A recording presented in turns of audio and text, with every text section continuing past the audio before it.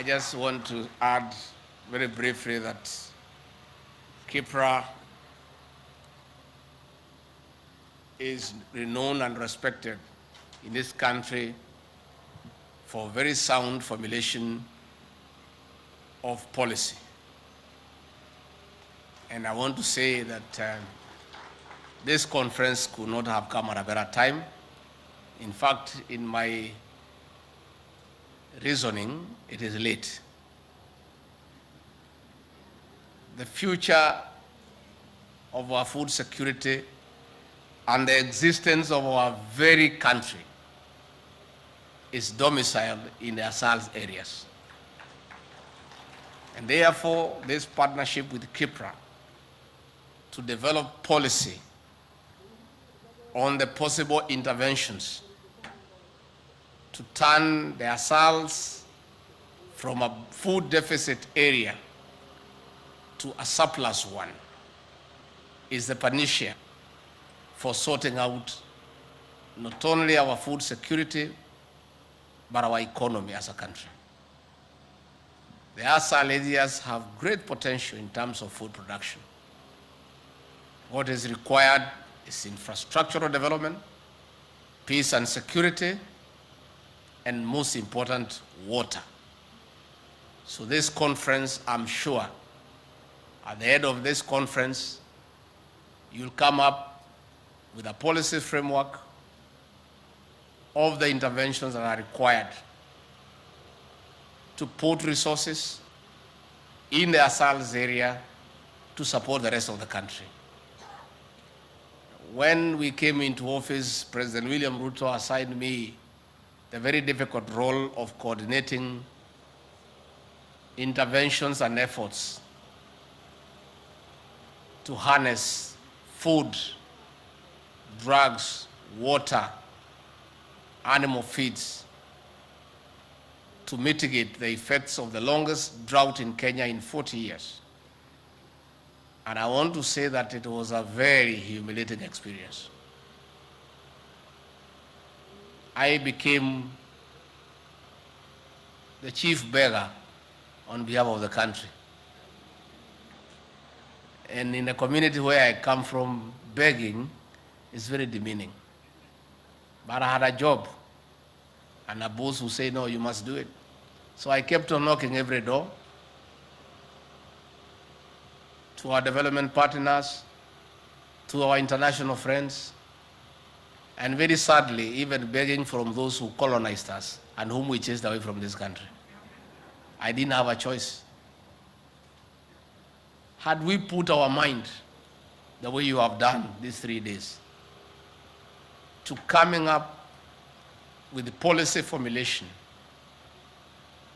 on possible interventions, on how to tap the great potential in ASALs,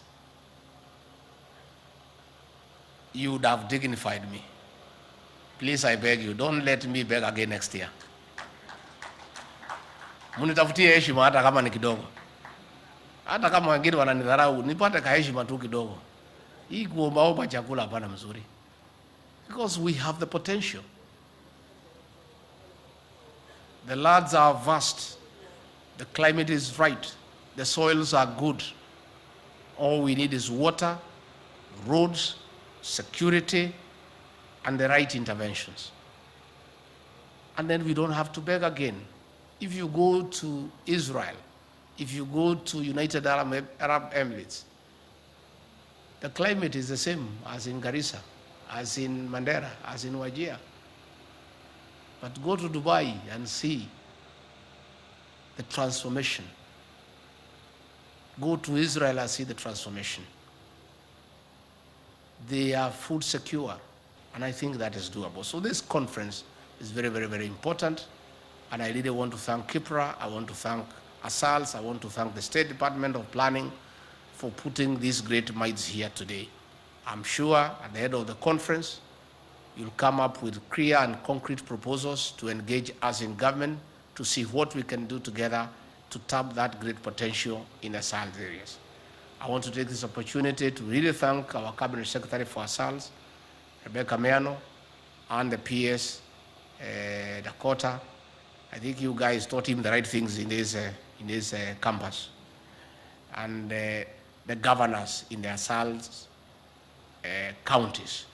Because working together with me, we made sure that despite the intensity of the drought that was the most harsh in 40 years, after 5 failed seasons, through prudent planning and hard work and commitment of our CS, the PS, and the governors, and our office, not a single Kenyan died from the drought.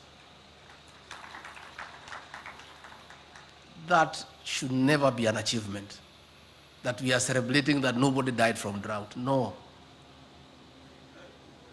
We shouldn't be there. We should be saying that drought should never be part of our life, because we have invested heavily in ASAL areas, sunk boreholes, constructed water ponds, small dams, and mega dams, and move away from rain-fed agriculture to irrigation so that we get enough food supply. And I'm sure that with this kind of engagement that has happened today, that is doable.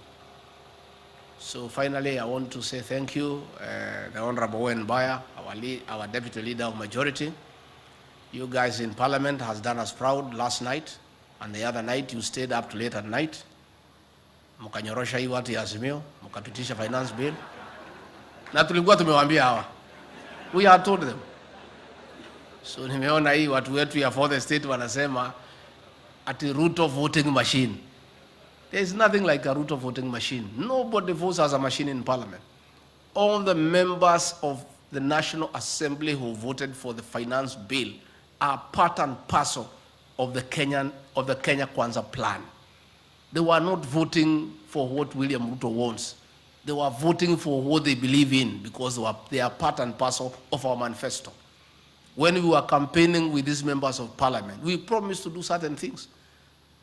So nyinyi watu ya media, pana sema hao ni voting machine. Those are voting for their own agenda. And we are told these as Azimio characters. You cannot beat us. How? Sisi tulishida nyinyi mkiwa na serikali na system na nini. Sasa tukiwa kwa serikali mtatushida hapa bunge. How? We have the numbers, you don't have the numbers. We have the ideas, you have no ideas. We have a plan, you had no plan. Sasa watu iko na plan na watu ya kuweka sufuria kwa kichwa, is there any comparison? There isn't. So I really want to salute our members of the National Assembly. The President and I are very proud of you. And we want to assure you that those funds that you have recommended we collect from the people of Kenya, they will be used prudently for the benefit of the people of this great country. And I want to thank our governors here in the Coast region. Despite the fact that this region voted overwhelmingly for Azimio, they have dignified the people of the Coast region. I have never seen a single governor from this region going to maandamano and wearing a sufuria on his head.